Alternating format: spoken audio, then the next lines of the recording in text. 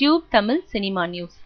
Jeans 2 படம் மூலம் மீண்டும் வருகிறார் பிரசாந்த். கோலிவுட்டில் பில்லா 2, சிங்கம் 2 படங்களை அடுத்து கமலின் விஸ்வரூபம் 2 மற்றும் அர்ஜுனின் ஜெய் ஹிந்த் 2 உள்பட ஏற்கனவே வெற்றி பெற்ற மேலும் சில படங்களின் இரண்டாம் பாகங்களும் தற்போது வளர்ந்து வருகின்றன.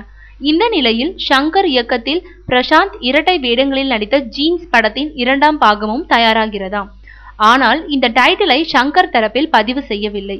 பிரசாந்தின் தந்தையான தியாகராஜன் பதிவு செய்துள்ளாராம். ஏற்கனவே பிரசாந்தை வைத்து மம்பட்டியான், பொன்னர் சங்கர் உள்பட சில படங்களை இயக்கியவர் தியாகராஜன் என்பதால் இந்த ஜீன்ஸ் இரண்டாம் பாகத்தையும் அவரே இயக்குவார் என்று தெரிகிறது. இருப்பினும் அது பற்றிய உறுதியான தகவல் வெளியிடப்படவில்லை.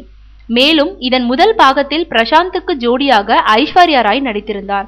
அதேபோல் நாசர், மனோரமா, செந்தில் என பல பிரபலங்களும் நடித்திருந்ததால் இந்த இரண்டாம் பாகத்திலும் முதல் பாகத்துக்கு இணையான பிரபலங்களை வைத்து பிரம்மாண்டமாக தயாரிக்கவும் திட்டமிட்டுள்ளாராம் தியாகராஜன்.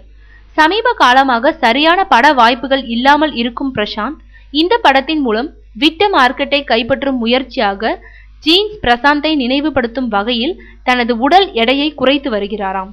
இதையடுத்து அவருக்கேற்ற புதிய ஐஸ்வர்யாவை தேடும் படலமும் முடுக்கிவிடப்பட்டுள்ளதாம்.